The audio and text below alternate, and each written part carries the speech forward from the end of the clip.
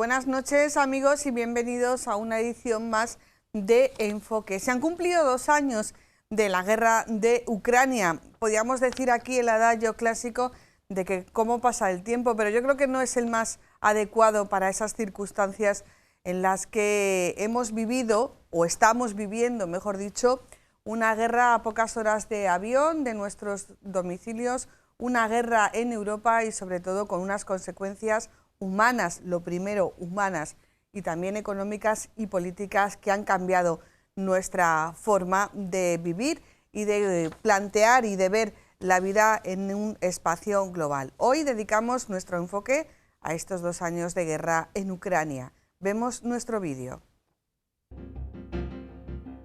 Se cumplen 2 años de la abominable agresión armada de Putin a Ucrania, que ha degenerado en una larga guerra a las puertas de Europa y que, lejos de amainar, cada día es más cruel y triste, porque la destrucción y la muerte van acumulándose sin visos de una salida justa.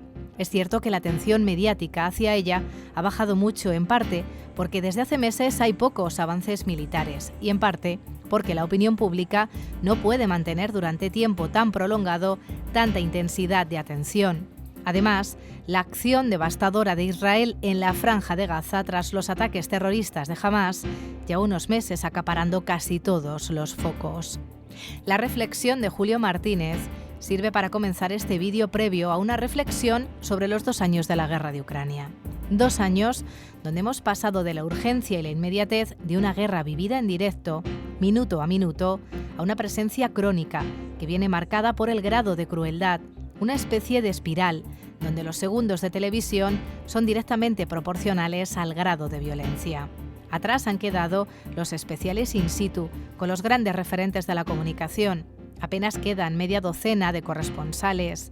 Los gestos solidarios que conmovían a toda Europa y que alcanzaron también a España, esas historias humanas que nos llamaban a una acción inmediata, en muchas ocasiones marcada por la buena voluntad y alejada por el sentido común y la razón. Europa tenía una guerra en su propio territorio, apenas a unas horas de avión, y todo se volvían buenas acciones. De hecho, fue la primera ocasión para habilitar un mecanismo de acogida a los refugiados ucranianos, que si bien estaba ya diseñado, nunca se había aplicado en otras situaciones de emergencia humanitaria, con refugiados de otras nacionalidades. 2 años después del inicio de la guerra, el conflicto de Ucrania se ha normalizado, probablemente urgido por la aparición de otro conflicto, o mejor dicho, la activación de un conflicto eterno como es el de Israel, cuyo grado de crueldad se lleva de momento la palma en el siniestro ranking de apuestas a la imagen más violenta, a la acción más atroz, al nunca se había llegado hasta aquí. Muchos de estos asuntos se tratan en el libro Europa durante la guerra en Ucrania, presentado recientemente en Madrid y coordinado por el periodista Miguel Ángel Benedicto, que cuenta con diversos autores, como Fátima Guadamillas.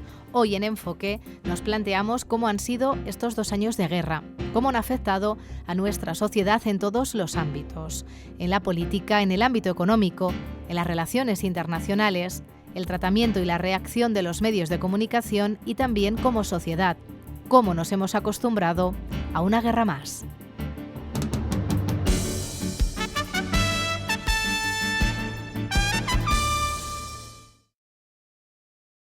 Pues hemos visto nuestro vídeo. Lo siguiente es presentar a nuestros invitados, 2 aquí con nosotros en el plató. Pedro Antonio Morejón, director del ICEX. Pedro, buenas noches. ¿Qué tal? Buenas noches, Ana. Y Fátima. Fátima Guadamillas, profesora de la Universidad de Castilla-La Mancha. Buenas noches. Buenas noches. Y por deferencia me vais a permitir que en primer lugar hablemos con Miguel Ángel Benedicto, periodista, analista de geopolítica internacional. Miguel Ángel, buenas noches. Hola, muy buenas noches, Ana. Muchísimas gracias por estar aquí. Vamos a dedicar los primeros minutos a hablar directamente contigo, independientemente que tanto Pedro como Fátima puedan hacerte alguna cuestión. Yo recuerdo hace 2 años que ya hicimos un programa en torno a la guerra de Ucrania. Eran los primeros días, decíamos, pero ¿esto qué es? ¿Qué nos ha pasado? Este conflicto tiene que acabar, se tiene que resolver. Bueno, yo creo que no es que nos dediquemos a la adivinación, porque si fuera así, obviamente estaríamos en otro lugar trabajando, pero yo creo que todas aquellas perspectivas que teníamos hace 2 años no se han cumplido para nada. ¿Qué ha pasado, Miguel Ángel? Bueno, pues no sé si esperábamos una duración tan larga, ¿no?, de ese conflicto. Yo creo que al principio no, pues pensábamos que el poderío militar ruso podría acabar rápido, ¿no?, con la resistencia ucraniana. Pero yo creo que cuando defiendes una causa justa, ¿no?, te apoya el pueblo detrás y luego además, bueno, pues tienes el apoyo de los aliados occidentales, en este caso de Estados Unidos y de la Unión Europea, que tienen tecnologías más avanzadas de guerra. Bueno, eso ha permitido de algún modo a la Ucrania de Zelensky llegar a esta situación de hoy en día, ¿no? A una situación en la que podríamos hablar que hay unas tablas pese a los avances rusos de las últimas semanas. Sí, pero por siguiendo ese mismo argumento, a lo mejor la guerra tendría que haber acabado antes a favor de Ucrania, si tenía todo ese apoyo de la comunidad internacional. Bueno, pero es un apoyo limitado, ¿no? No ha entrado nunca a la OTAN, por ejemplo, es un país que no está en la OTAN y nunca entró, ¿no? Ha sido un apoyo limitado, ¿no? Ha habido un apoyo importante por parte de la Unión Europea a nivel económico, incluso de venta de armas por primera vez a un tercer país, también por parte de Estados Unidos, y eso es lo que le ha permitido a Rusia aguantar, ¿no? Yo creo que el poderío militar ruso es fuerte, con un gran número, ¿no?, de efectivos. Y bueno, y al final ha estado recibiendo también ayuda, ¿no?, por parte de otros países, ¿no?, de Corea del Norte, de Irán, e incluso, bueno, muy probablemente, pero sí a nivel económico, de la propia China, ¿no? Evidentemente es una especie, bueno, pues de confrontación entre dos bloques, ¿no? Un bloque autoritario, dictatorial y un bloque democrático, ¿no? Y ambos pues tienen poder, ¿no? Y eso es lo que hace aguantar tanto una parte como a la otra. Quizá en este momento estamos viendo cómo el apoyo occidental está un poquito más en entredicho, sobre todo en los Estados Unidos, donde vemos cómo el Partido Republicano de momento ha bloqueado, ¿no?, esas ayudas económicas y militares de Estados Unidos. Y en la Unión Europea, bueno, donde sí se ha aprobado hace poco tiempo, hace pocas semanas, esos 50.000 millones más de ayuda económica a Ucrania, pero donde yo veo difícil que haya un mayor apoyo militar, pese a que, bueno, el presidente francés, Macron, hace menos de una semana, bueno, reunido con varios líderes europeos, hablaba incluso de enviar tropas, ¿no?, a Ucrania. Yo lo veo complicado. Has hablado del apoyo de Estados Unidos limitado. No podemos olvidar que hoy es martes, es el gran martes, el supermartes en Estados Unidos, y cada vez es más factible un triunfo de Trump y que se haga de nuevo con la presidencia norteamericana. ¿En qué medida? Porque Trump ha hablado y su posición no es la posición que viene manteniendo la presidencia de Biden. ¿En qué medida un cambio en la presidencia de Estados Unidos puede deparar un cambio en el transcurso de esta guerra? Bueno, por las declaraciones del propio Trump, si es el nuevo inquilino de la Casa Blanca a partir de enero del año que viene, bueno, pues parece ser que no estaría dispuesto, ¿no?, a apoyar a Europa y a Ucrania, ¿no?, en este caso, en cuanto a enviar más ayuda militar y económica, ¿no? También en los países europeos se ve cómo disminuye, ¿no?, un poco ese apoyo hacia Ucrania. Pero el gran apoyo americano es muy importante. Un Trump, bueno, pues que no se compromete con la Alianza Atlántica, con la OTAN.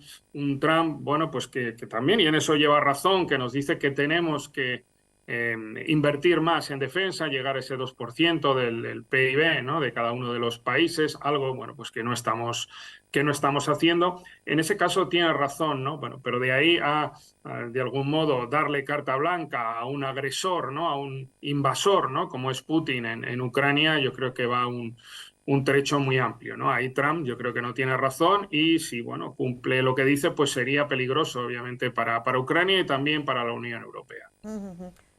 Vamos a hablar con Miguel Ángel Benedicto, como tu faceta de periodista.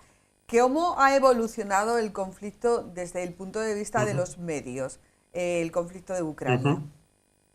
Bueno, yo creo que al principio claramente aparecía en absolutamente todas las portadas, todos los informativos durante semanas, ¿no? Pero bueno, es algo que normalmente también sucede, que pues la gente y los propios medios comienzan a cansarse, ¿no?, de esa primera plana, y también aparecen otros conflictos, ¿no? En este caso el de Oriente Medio, desde desde hace unos meses, ¿no? Que es el que ha copado o está copando en estos últimos meses las portadas de los diarios y es lo que abre los informativos, ¿no? Yo lo que veo es un poco cansancio sobre Ucrania en los medios de comunicación frente a otros conflictos que copan esas portadas en estos momentos. ¿Se puede convertir en una guerra olvidada?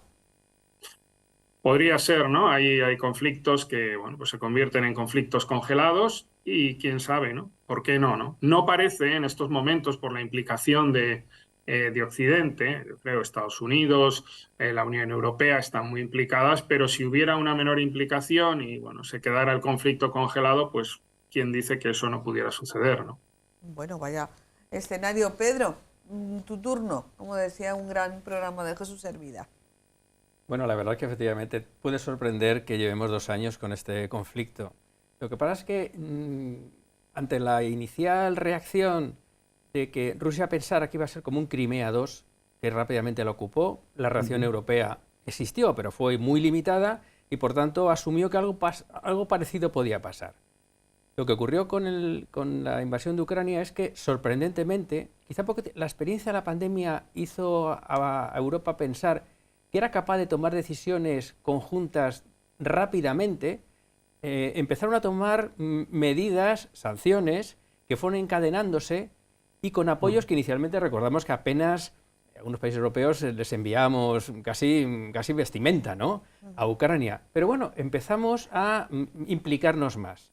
No de manera explosiva, valga la redundancia, pero es una guerra desde el primer momento, pero sistemáticamente. Y Rusia se encuentra con que la Europa perezosa, según ellos, y anquilosada, iba tomando decisiones mes a mes, apretando teóricamente las tuercas en el ámbito económico, poco efectivo. A Rusia no le está yendo demasiado mal en el ámbito económico, pero sí en cuanto a su implicación, no poniendo vidas, las vidas las está poniendo Ucrania, pero sí recursos financieros y militares sistemáticamente. Y Rusia se encuentra con que de pronto se alimenta a Ucrania, evidentemente una población muy comprometida en la defensa de su territorio, y de pronto el tema empieza a alargarse, inesperadamente para Rusia.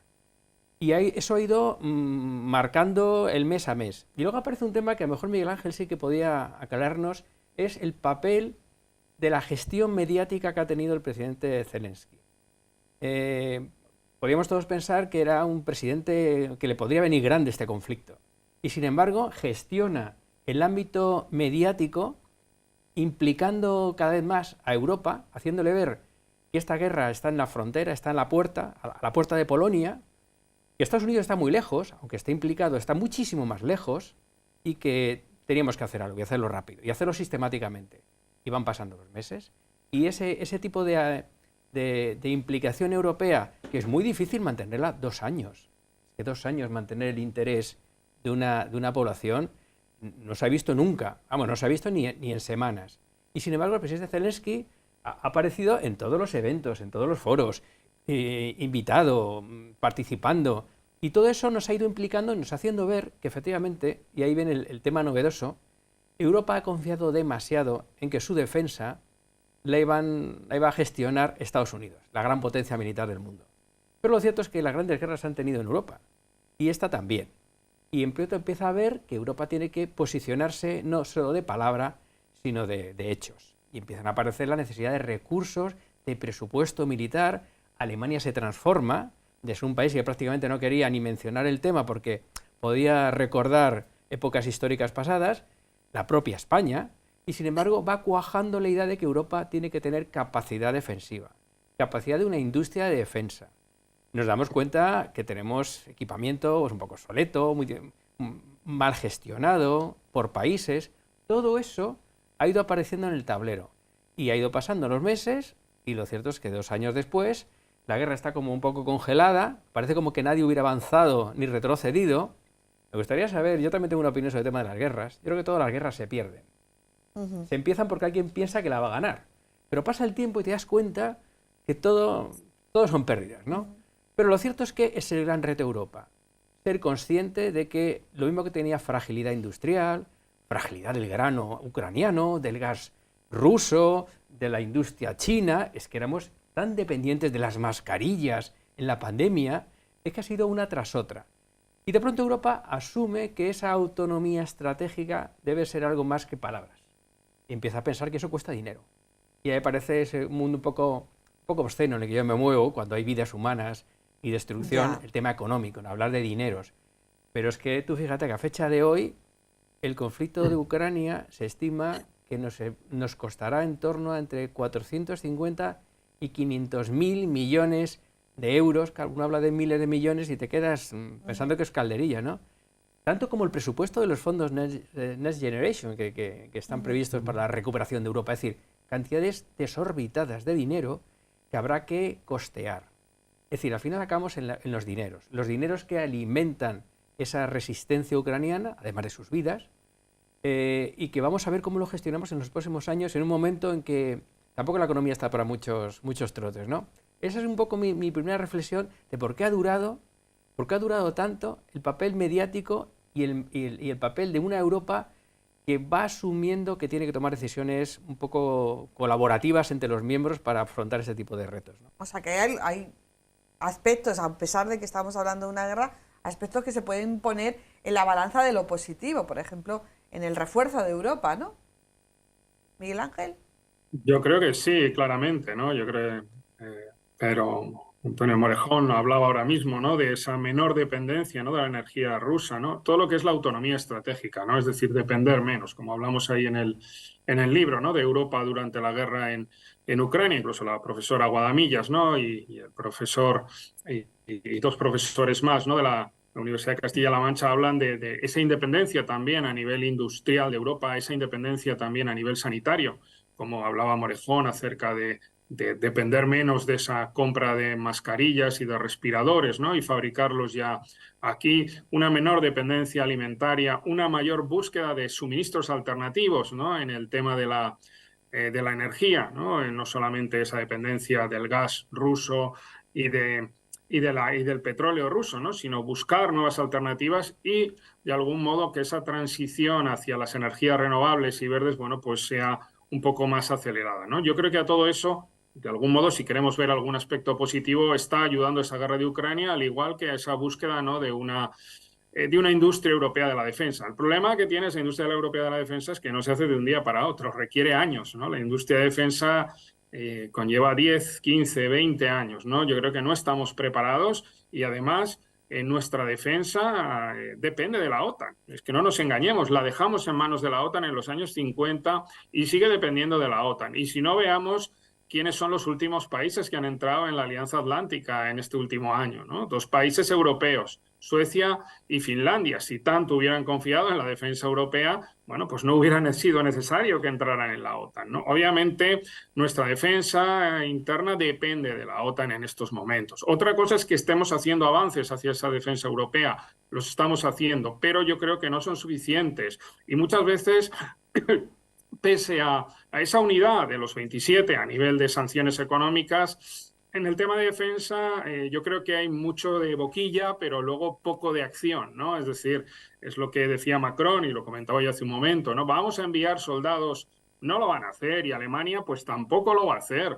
Su opinión pública se va a poner en contra, igual que se pondría en contra muy probablemente la opinión pública española. Las culturas estratégicas son muy diferentes en los distintos países europeos. Los acostumbrados a intervenir siempre han sido Francia y Reino Unido. España, Alemania, no lo van a hacer. No lo van a hacer, y Alemania ahora mismo está en una, podríamos decir, una crisis económica, ¿no? Donde de ese superávit ha entrado en déficit, ¿no? Debido a, bueno, esa dependencia que tenía del gas ruso y del petróleo ruso, y que, bueno, pues ahora no puede o no debe importar, ¿no? En estos momentos.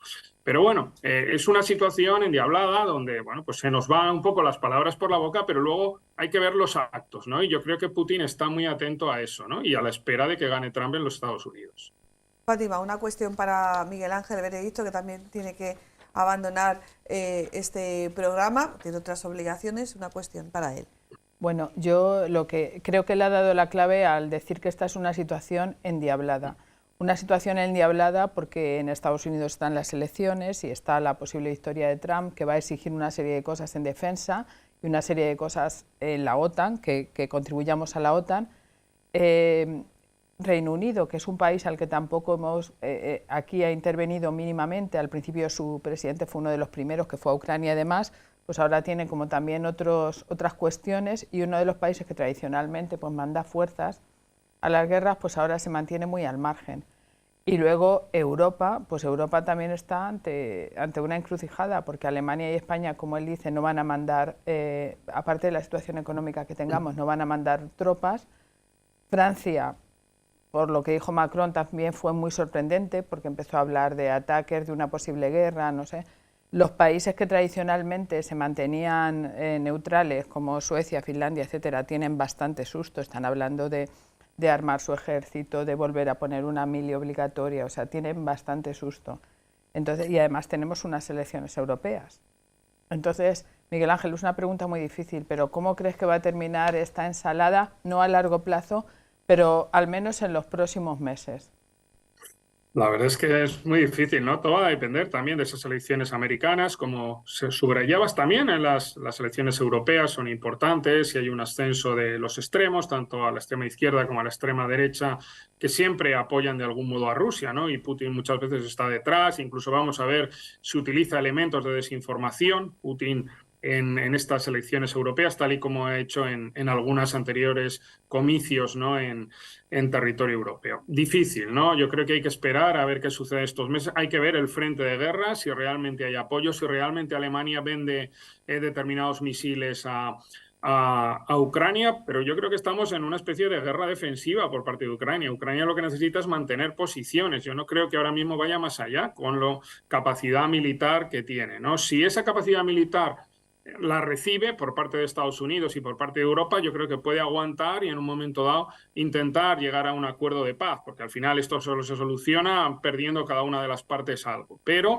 si no hay ese apoyo, quien puede avanzar es Rusia y veremos el mordisco que le pueda dar en un momento dado a Ucrania. Yo creo que Occidente debe estar detrás, debe estar Estados Unidos, debe estar en la Unión Europea, porque lo que está haciendo Ucrania es defender esos valores europeos de democracia, de separación de poderes, de respeto al derecho internacional, algo que Putin no ha hecho desde el primer día, ¿no? Invadiendo de manera ilegal el territorio ucraniano.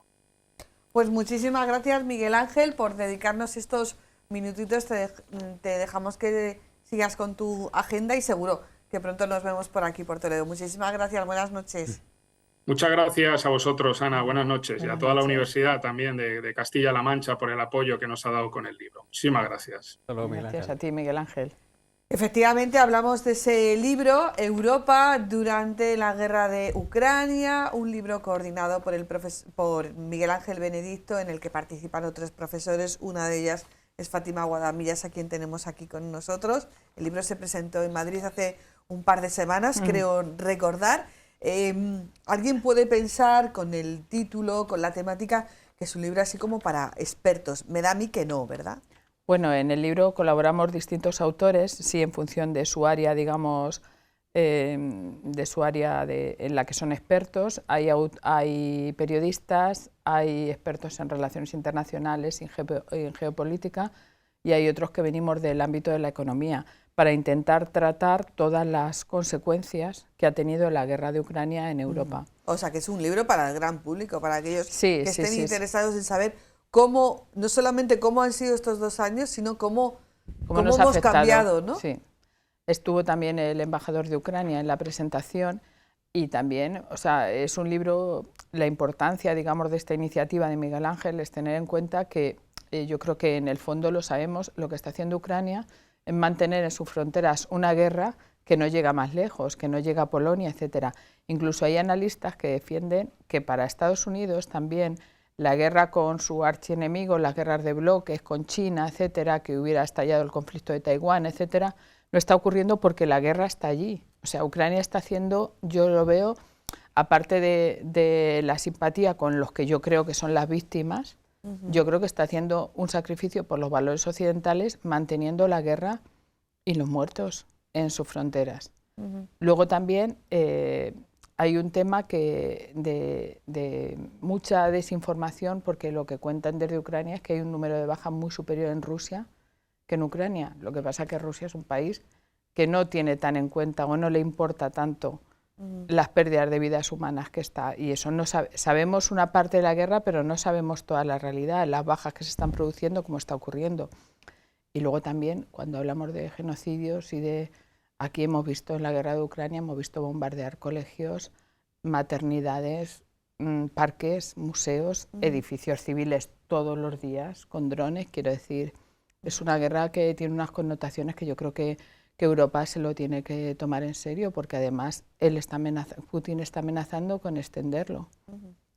Sí, realmente es una guerra en la que se pierden vidas humanas. No busquen el dato, yo por lo menos civiles, lo he intentado. muchos civiles. Y muchos civiles, claro. Yo he intentado buscar el dato de las bajas que hay por parte de Ucrania y por parte de Rusia, porque hay también una guerra de información, hay una guerra de propaganda elevada a los niveles del siglo XXI, con un elemento completamente nuevo. Propaganda siempre ha habido en las guerras, siempre ha habido cuando una guerra de propaganda, pero claro, ahora tenemos un elemento que es completamente nuevo, novedoso, que es el elemento de Internet, de la globalización de la información y de las redes sociales. Pero es también una guerra económica, Pedro. Yo creo que al final, en toda guerra hay un arranque económico. Es decir, tú no invades Crimea si no estás buscando una salida al Mar Rojo. De hecho, otra cosa es que alientes una serie de valores o de cuestiones más emocionales de la patria, de la historia, pero siempre hay al final algo. todo es dinero. Y luego se puede también traducir en un ámbito económico. Es decir, para que nos hagamos una idea, hablamos de las vidas perdidas en Ucrania y en Rusia, porque al final son seres humanos. Una siguiente componente ligada a la humanidad es los flujos migratorios que están produciendo. Es decir, para que nos hagamos una idea, aproximadamente 7 millones de ucranianos han abandonado Ucrania. Eso es un drama tremendo y que afecta no por igual a todos los países. Están contabilizados, bueno, en España habrán llegado, no llegará a los 280.000, que no son pocos, pero en Polonia ha sido la gran receptora de emigración ucraniana.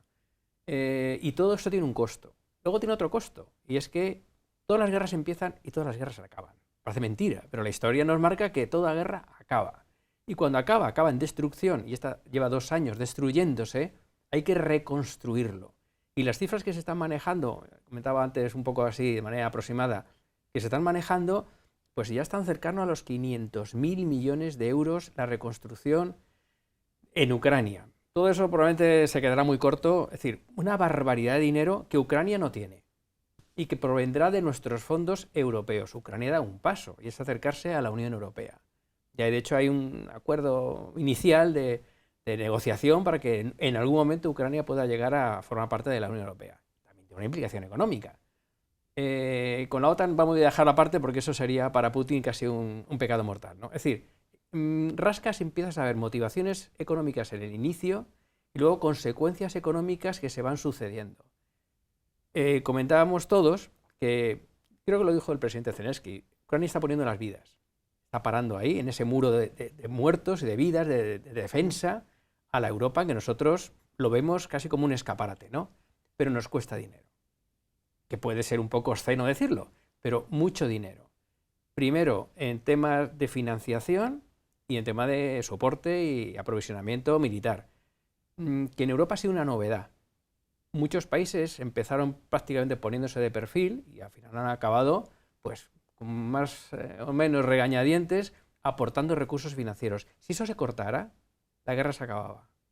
Y, entre comillas, Rusia vencía. O sea, todo se basa en que alimentemos el coraje de Ucrania en defensa de su territorio y también en defensa de nuestros valores, como decías tú, Fátima, de la Europa en la que vivimos. Es decir, la economía lo invade todo. Y al final yo creo que puede ser un elemento para que nos entendamos. A veces la filantropía, los valores humanos, todas esas cosas, pues a lo mejor tú y yo no lo entendemos, pero si toca el bolsillo, eso en Europa es muy importante. Si sabemos lo que nos está costando o lo que nos puede costar, si de pronto Rusia da un paso más y se anexiona toda esa zona y corta eso, a lo mejor en la Europa comercial, económica, se entiende mejor. El tema del presupuesto, que no está a cabo, esta tanda, el presupuesto militar hubiera sido un tema vetado en muchísimos países europeos. Incluso para nuestras propias fuerzas militares, ¿no? Pero claro, ante las orejas del lobo que hemos visto, es un tema totalmente planteable. Y luego viene Estados Unidos y nos lo recuerda. Esto Estados Unidos lo ha dicho muchas veces. Europa no se compromete suficientemente en la financiación, en el soporte de la OTAN. Y a lo mejor, Dios no lo quiera, yo honestamente creo que Trump no sería una buena solución ni para Estados Unidos ni para nosotros. Pero de alguna manera va a reforzar esa idea de que Europa tiene que poner más recursos a corto y a medio plazo. La industria europea de defensa nos va a llevar décadas, pero podemos tomar decisiones, pues como lo hicimos con las mascarillas, que rápidamente encontramos una vía para dotar de mascarillas a todos los países de una manera más o menos ordenada, ¿no? Y la economía es un tema muy interesante, muy aséptico, un poco frío. Cuando hablamos de una guerra parece como que lo último de lo que deberíamos hablar, pero nos da motivos para mejorar. Pero en el fondo todos nos movemos en ese plano económico. Claro que es muy obsceno cuando están muriendo miles de personas en Ucrania o en otros lugares del mundo, en esas guerras olvidadas. A lo mejor nadie sabe por qué empezaron, pero siempre empiezan por motivos económicos, por alguien que quiere algo del otro y que tiene un coste y que tiene un valor económico. Luego sí podemos ponerlo o adornarlo con una serie de principios, de emociones, de llamamientos a la patria o llamamientos a la historia o incluso a la religión, pero en el fondo siempre hay un motivo económico. Hablaba Miguel Ángel Benedicto, y también vosotros lo hemos tocado, que bueno, se pueden sacar cosas positivas. Pues yo creo que el reforzamiento de la identidad europea sí que es, sobre todo al principio, ¿no? Pues nos sentíamos como orgullosos, ¿no? De decir, oye, aquí está Europa y los está ayudando. Y luego, dentro de esas medidas europeas, por ejemplo, el mecanismo para la acogida de los refugiados ucranianos, un mecanismo que tenía la Unión Europea, que nunca se había activado, pero que de hecho existía, y yo creo que es un mecanismo que ha dado buenos resultados y sobre todo se ha constatado que se puede poner en marcha sin provocar ninguna crisis, al contrario, paliando de alguna manera esa crisis migratoria que no llegó a ser tal, ¿no?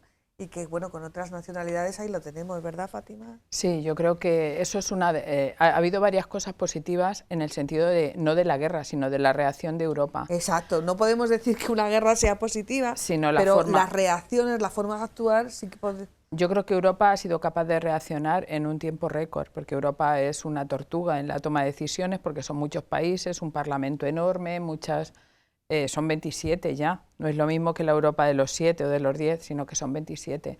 Entonces se tarda mucho en tomar decisiones. Aquí se han tomado muy rápidamente.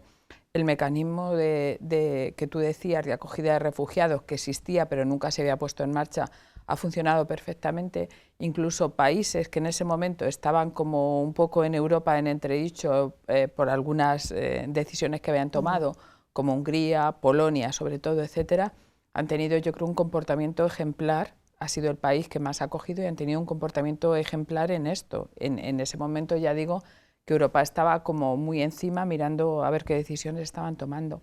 Y luego Europa también ha sido consciente de la necesidad de financiar Ucrania por los 50.000 millones que se están aprobando. Es verdad que Europa es que hay que pagar a los funcionarios, hay que pagar el país que siga funcionando, y es un país en guerra que no produce como producía. Entonces eso lo está financiando Europa y yo creo que lo ha hecho de una manera ágil y sin oposición, digamos, por parte de los países. Y luego para la propia Europa se ha desarrollado ese mecanismo que se llama autonomía estratégica y que es una forma de decir pues, que Europa tiene que ser independiente en algunas cosas. Autonomía estratégica se definió en el Parlamento Europeo como hacer todo lo necesario por nosotros mismos y colaborar siempre que sea posible. Esa es la autonomía estratégica abierta. ¿En qué consiste? Pues en decir, Europa es la economía más abierta del mundo, como 3 veces más que Estados Unidos y 2 veces y pico más que China. O sea, porque no producimos energía, porque, bueno, Pedro lo sabe perfectamente. Somos una economía que necesita mucho esa apertura, pero sin frenar esa apertura o frenándola en algunos aspectos, surge el tema de la autonomía estratégica, que ya empezó con el COVID. Entonces, necesitamos autonomía estratégica en el tema de la alimentación, que prácticamente está sin resolver, y están los agricultores... Que es algo que ya se vio durante la pandemia. Pero yo creo que la política agraria común va a terminar cambiando, y están los agricultores en huelga la mayor parte de los países, necesitamos autonomía estratégica en la industria, en la industria de la salud, pero en otras industrias, es decir, no puede ser que no produzcamos chips, que no produzcamos una serie de cosas que son esenciales para el desarrollo de otras industrias, y en la defensa. Y ahí estamos. Entonces los países van a tener que incrementar sus presupuestos de defensa y su industria de defensa, en el sentido de que hay que tener una cierta, si Europa quiere tener un lugar en el mundo y ser una gran potencia, tendrá que tener una defensa adecuada a su tamaño. Bueno, ese es un tabú que se ha conseguido superar, ¿no? Porque, tal y como decía Pedro, pues a hablar de la financiación de la defensa, mismamente del mantenimiento, por ejemplo, de los ministerios de defensa, hablar del ejército, era como obsceno, ¿no? Y más relacionándolo en un escenario de guerra. Pero no nos podemos, o sea, nadie puede ser tan ingenuo de pensar que todo país necesita dotarse de una defensa más o menos proporcionada a sus necesidades y sobre todo más o menos puesta al día, ¿no? Porque también durante estos 2 años pues hemos descubierto, por ejemplo, pues que teníamos a lo mejor un armamento completamente obsoleto y claro, probablemente desde el ámbito militar pues lo advertían, lo decían, pero como que estaba mal visto, las cosas como son. Hablar de defensa, que tiene también un componente económico de primer orden y que es también un factor de desarrollo económico y de investigación. Fíjate que las industrias de defensa... Siempre dicen que las industrias de defensa son las más... punteras tecnológicamente. Exacto, ¿no? Entonces, perdíamos esa... crecimiento y desarrollo y en investigación, ¿no? Yo creo que Europa decidió abandonar la política industrial. ¿Para qué?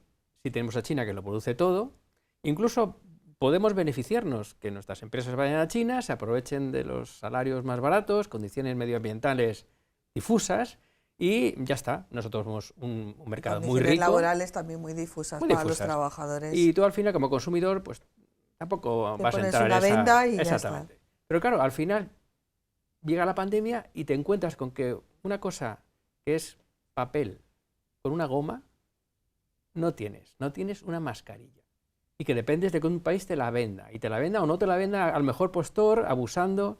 Y todo eso yo creo que ha sido una concatenación de crisis. De hecho, ahora se está acuñando el término de la multicrisis, ¿no? Empieza con la pandemia del 20, luego se cruza ese buque en el canal de Suez, cuando estamos ya recuperándonos porque la vacuna, que es lo más parecido a un milagro. No sé si alguien tendrá fe o no tendrá fe, pero si alguien no la tiene, la mascarilla no, pero la vacuna es cuasi milagrosa. Pero se atasca y nos damos cuenta de la fragilidad del comercio internacional. Empieza a aumentar el precio de la energía. Y luego cuando inesperadamente pensamos que ya sí, nos íbamos a recuperar, hace 2 años, Rusia invade Ucrania. Digo por segunda vez, por lo de Crimea ya fue una... Es decir, de pronto nos damos cuenta de la fragilidad de un país tan abierto como es Europa, tan dependiente y que tiene que empezar a tomar decisiones. Y le faltaba un cromo a Fátima, efectivamente dependemos de todo eso, pero fíjate, China en lo que se ha movido muchísimo es en la captación de todas esas materias primas que están por el mundo, que a veces en países un poco insospechados, no sé, en Sudamérica, en la Chile, que son críticos para nuestras preciosas y deseadas industrias verdes y que no las tenemos en Europa. Y que cuando las hemos descubierto, esos nichos donde están, ya están allí los chinos. Ya están los chinos y ya han hecho una gestión para hacerse con pues esos yacimientos que van a ser imprescindibles para desarrollar pues las células fotovoltaicas, los generadores, las baterías, todas esas cosas, ¿no? Es decir, un mundo efectivamente que es muy complejo, en el que estás obligado a tener autonomía, pero estar abierto a todos los acuerdos comerciales en la que Europa es una experta. Nadie tiene tantos acuerdos comerciales como Europa porque los necesitaba. Bueno, pues ahora ya parece que tenemos todas las fichas, pero estamos en un momento en que no hay bonanza. Todos estos golpes, todas esas piedras en la mochila nos impiden correr. Y ahora arrancamos el 2024 con un entorno novedoso de cuasi crisis. Estamos ahí, estamos jugando con la recesión técnica, pero con una deuda desorbitada. Es decir, no somos conscientes lo que Europa debe, lo que España debe. Todo eso siempre se piensa en el ámbito político que lo que se debe no se paga. Sobre todo si es público. Graso error. Termina pagándose, o antes o después. La Universidad de España debe más de su PIB. Debe el 110% de su PIB, que es imposible de pagar. O empezamos a tomar medidas de ir poco a poco ajustándonos. Entonces, atacamos todos estos retos de presupuesto en un momento de vacas, no digo flacas, pero que están adelgazando, con lo cual lo complica mucho más. Y en un periodo electoral en que todo son promesas.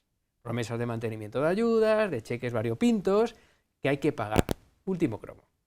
La AIREF, que es como el pepito grillo que tenemos en España, que nos recuerda lo que tendríamos que hacer, dice que para que pudiéramos ir enfilando esa tendencia del no superar el 3% del déficit y de ir restando décimas o puntos a la deuda, por ejemplo, en 2024 deberíamos reducir nuestros gastos en torno a unos 37.000 millones de euros. Eso significaría pues erradicar todas las ayudas existentes todavía por el tema energético, por el tema social, todas esas cosas que todavía sigue habiendo, porque todavía hay clase social pues que está sufriendo, ¿no? ¿Seremos capaces en un periodo, no es electoral en España, pero ojo, es que todavía no hemos arrancado la legislatura y las elecciones fueron en julio? ¿Somos capaces de ahorrarnos 37.000 millones de euros para poder enfilar esa senda de mayor disciplina presupuestaria que nos pide Europa? Es que es muy complicado todo. Ya te digo yo que no es el mejor momento político. Creo que es la tercera vez que sale el nombre mascarilla, el concepto mascarilla, y estamos en un momento político en España y no lo quiero, aunque no es el objeto de este programa, pero no quiero que nuestros telespectadores piensen que estamos hablando sin tocar techo, perdón, sin tocar suelo, tocar techo es más difícil, sin tocar suelo, esa inspección anunciada por la Fiscalía Europea sobre qué hemos hecho con los dineros que venían para la crisis sanitaria, y los siguientes serán los fondos Next Generation. Lo comentábamos antes de empezar, da un poco de vergüenza, sino mucha, Fátima. Fátima, yo creo, conociendo a Fátima, no solamente nosotros, sino nuestros telespectadores, tienes que estar indignadísima. Bueno, no voy a decir indignadísima porque ese término lo ha aplicado otra política que últimamente está mucho en los medios. A ver, es una pena que haya ocurrido eso en ese momento, en el momento en el que ocurrió, con la situación que había en España y con un bien que podría... A ver, si nos hacemos es terrible, pues si nos hacemos una pregunta de si las cosas hubieran funcionado de otra manera, ¿cuántas vidas se podrían haber salvado? Nunca lo sabemos. Pero yo no lo llevaría a ese terreno, que es muy doloroso. Yo lo llevaría al terreno de que está muy feo que desde Europa nos conozcan por determinados comportamientos. O sea, totalmente. Es como una especie de herida a sentirse español. Digamos que los españoles así, en el vestuario de nuestra, bueno, pues hasta ahora, bueno, pues lavábamos los trapos sucios como más o menos podían y así quedaban. Pero esto de que venga Europa... Claro, y me imagino que todas las siguientes partidas de Next Generation y todo esto pues se inspeccionarán más a fondo. Porque, claro, el país queda en entredicho. La gestión que hace el país de los fondos Next Generation queda en entredicho, con perjuicio para comunidades autónomas, para empresas, etcétera, que han estado actuando correctamente. Con perjuicio económico, que esto cuesta dinero. Económico y reputacional, que al final también el perjuicio reputacional también cuesta dinero. Porque hay unas elecciones europeas también y porque tienes que ir a Europa a defenderte de este tipo de cosas. Y porque Europa no te puede colgar la etiqueta de, ¿no? Y es una baza que está ahí, ¿no? Tú fíjate, por añadir un cromo, Europa se gestiona en Centro Europa. Tenemos una serie de países muy importantes, Francia, Italia, nosotros, un poco en la periferia, pero en el Centro Europa, con el corazón en Bruselas, allí la naturaleza es pues calvinista. Y en el mundo calvinista, que es una cosa que los latinos no lo entendemos, exacto, lo primero que es que si usted ha cometido un error y ha utilizado irregularmente unos recursos, usted me los devuelve. Eso es muy habitual. Es decir, Bruselas otorga con cierta generosidad programas de ayuda, los gestionan los países miembros, y cuando ya todo el mundo se ha olvidado, vienen esos señores de negro, ¿sabes? Cuando Rajoy, que no sé, sencillamente es que ellos cuidan los recursos presupuestarios que dotan a los fondos para... Bueno, y vienen y te dicen, y te examinan. Dicen, ¿qué ha hecho usted con este dinero? En el mundo latino, pues si no has hecho algo demasiado bien, pues tampoco piensas que lo vayas a devolver. Pues como mucho, pues tienes un pleito, pues a lo mejor acabas en la cárcel. A Europa no le interesa tanto eso. Es que si no se ha utilizado correctamente, usted me lo devuelve. Y si yo le di tanto dinero para esto y hay una irregularidad, usted me lo devuelve. ¿Pero cómo que me lo devuelve? Sí, que usted que me lo devuelva. O una empresa, o una organización, o una comunidad autónoma, o un país. Eso es lo primero que enfilan. Evidentemente, si esa inspección de Hacienda, entre comillas, se confía, lo has hecho siempre bien, no hay precedentes, pues está más relajada. Pero si hay precedentes de que no lo estás haciendo bien, pues te miran con lupa. Bueno, pues eso es lo que puede ocurrir. Y tenemos ahí una cantidad enorme de fondos europeos que nos llegan, nos llegó por el tema sanitario, nos están llegando por el tema industrial, y evidentemente pasaremos el examen. Y como son recursos europeos, Europa lo vela mucho por ello. Y que seamos conscientes no será nada tremendo, pero sí que es cierto que esto no nos va a ayudar a que transmitamos confianza y tranquilidad a las instituciones europeas, ¿no? Con lo cual, bueno, pues habrá que pasar algún examen y quizá alguien no apruebe. Muy feito, me parece. Sí, porque además se une que nosotros hemos sido como país menos eficientes en la gestión de fondos europeos, en la tramitación, que no es sencilla. ¿Cuántos responsables de los fondos europeos? Vamos por el tercero, nadie quiere ese puesto en el ministerio. Han dimitido 2, nadie, o sea, hay poco tiempo. Cuando alguien llega y ve la gestión de fondos, lo que esté pasando ahí no lo sabemos, pero cómo se asignan, a quién se asignan y no sé qué, dimiten. Y al final vamos todos en el mismo saco. Y claro, es una crisis reputacional para todos, sí, y para el país como tal, y es realmente triste.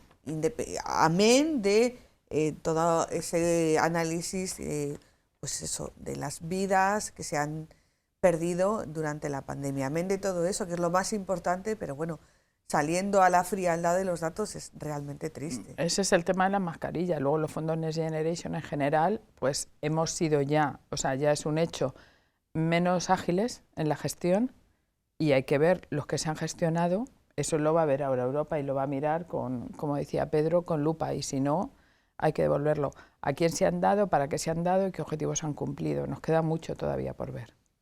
Es importante, ¿no? Porque lo decía Pedro antes, ese dinero no es de nadie, es de todos, y ese dinero tiene alguien que vela porque se use adecuadamente, ¿no? Que a veces nos da la sensación, esto viene de Europa, no, pues esto viene de Europa y hay que asumir unas responsabilidades. Nos quedan apenas 3 minutos, lo hemos dicho también a lo largo de este espacio, tenemos elecciones europeas en junio. Sí, en junio. Las elecciones europeas, bueno, pues digamos que, bueno, históricamente en nuestro país son las que tienen menor porcentaje de participación. A la hora de configurar las listas, bueno, pues todo el mundo dice aquello de que ahí van, si al Senado van los elefantes, a las elecciones europeas pues van todos aquellos que ya no los puedes colocar en el Senado, los mandamos a Europa. Los señores eurodiputados, todo el mundo tiene la sensación de que viven divinamente, de que ganan muchísimo dinero, de que apenas hacen nada. ¿Creéis que todo este contexto que tenemos, no podemos olvidar las movilizaciones de los agricultores? La última vez que estuvisteis, por lo menos tú, Fátima, en el programa, ya nos dijisteis que la puerta de Brandenburgo estaba copada por tractores. A los 15 días empezaron las movilizaciones en España, ya estaban también en Francia. ¿Creéis que va a haber una mayor atención por parte de los ciudadanos a la hora de estar pendientes de esas elecciones europeas? ¿Creéis que a lo mejor a fuerza de realidades que nos disgustan nos vamos a interesar más a la hora de depositar nuestro voto en esas elecciones europeas, Pedro? Siempre han sido como elecciones de segundo nivel, ¿no? Que no importaba tanto el resultado. Además muchas veces las ponían coincidiendo con las autonómicas y las locales un poco para meterlo empujar, ahí, ¿no? Fuera a votar. Sí. Pero precisamente por eso a lo mejor la gente le quitas esos velos de adoctrinamiento que puedes tener a nivel nacional y a lo mejor eres más sincero. Y otro cromo más. Si nos damos cuenta, el gobierno europeo, que sería la Comisión, bueno, pues ha ido posicionando. Ursula von der Leyen es más conocida que el presidente del Consejo y ha asumido papeles y representación cada vez más relevantes. El gobierno europeo, que es la Comisión, que lo elige el Parlamento, va tomando posiciones, va cobrando mayor interés. Son unas elecciones interesantes. A ver qué pasa, a ver si siguen las tendencias de los ámbitos nacionales o no, y cómo le puede repercutir, cómo se vayan desarrollando pues, otros temas como es el de la guerra en Ucrania o el posicionamiento de Europa o en Oriente Medio, etcétera, etcétera. Son unas elecciones más asépticas, menos adoctrinadas, no sientes tanto los colores de tu signo político y a lo mejor pues dan una pista de cuál es el sentimiento que en Europa se puede tener sobre ello. Estoy realmente curioso sobre el resultado. Fátima. Sí, yo pienso lo mismo. Las elecciones europeas, incluso me acuerdo en las otras elecciones que hablábamos con gente y demás que decía que era un problema la desafección total de los ciudadanos europeos y en España en concreto, sobre todo la desafección de la gente joven. O sea, que la gente joven ni idea del Parlamento Europeo ni de quién votar, era una desafección total. Y yo creo que esto ha cambiado porque hay temas encima de la mesa que son muy importantes. Hay temas como la agricultura, hay temas como la guerra de Ucrania y las ayudas que se están aprobando, y luego hay otro tema donde los parlamentarios europeos, incluso de ciudadanos que están allí y que no están ya en el Parlamento Nacional. Sí, Ciudadanos, partido político. Había un partido político en España que se llamaba Ciudadanos, que ya no tiene representación en España, pero sí en Europa. Pero y sí se en están Europa, moviendo y han hecho mucho. un gran trabajo con todo el tema de la amnistía y de explicar lo que está pasando aquí. Claro, lo que pasa es que un problema va tapando otro, pero está el tema de la amnistía también, y entonces ellos han hecho un gran papel. Entonces, un partido que ya, claro, que en el Parlamento español no está, estamos viendo la importancia que tiene que ellos estén en Europa y que expliquen también lo que pase aquí. Entonces yo creo que sí que va a haber más, sin tener ese tema tan decisivo de los colores, sí que va a haber más participación y que la gente está empezando a considerar que es más importante votar ese Parlamento. Bueno, por terminar con otro dicho, que tampoco es el más adecuado, no hay mal que por bien no venga, ¿no? No hay mal que por bien no venga, no es el más adecuado en tanto en cuanto estamos hablando de una guerra, de pérdida de miles de vidas, pero bueno, también si esto nos sirve para reaccionar... No, pero son la PAC y son más cosas. Son más, la PAC, es el tema de la amnistía, que también en Europa ha habido un altavoz que de otra manera no hubiera habido, es el tema de la soberanía alimentaria, es el tema de la soberanía energética, son muchos temas que yo creo que poquito a poco pues han calado más en la ciudadanía, ¿no? Como diciendo, cuidado, que cuando los agricultores están saliendo ya no son medidas que dependan del gobierno autónomo o del gobierno central, son medidas que dependen de Europa. Y yo creo que eso la ciudadanía Los agricultores lo dicen claramente, Europa nos está arruinando. O sea, es lo que ellos dicen, no es tanto culpa del gobierno autonómico central. Y yo creo que la ciudadanía lo está empezando a captar. Pedro, Antonio, Fátima, muchísimas gracias por haber venido una vez más aquí, también gracias a Miguel Ángel Benedicto, que nos ha acompañado durante unos minutitos. Han sido 2 años de guerra, ojalá que pronto pudiéramos hacer un programa diciendo final. Pero bueno, en eso estamos, pero mientras tanto tendremos que seguir haciendo enfoques, así que la semana que viene tenemos otro. Hasta ese momento, muy buenas noches.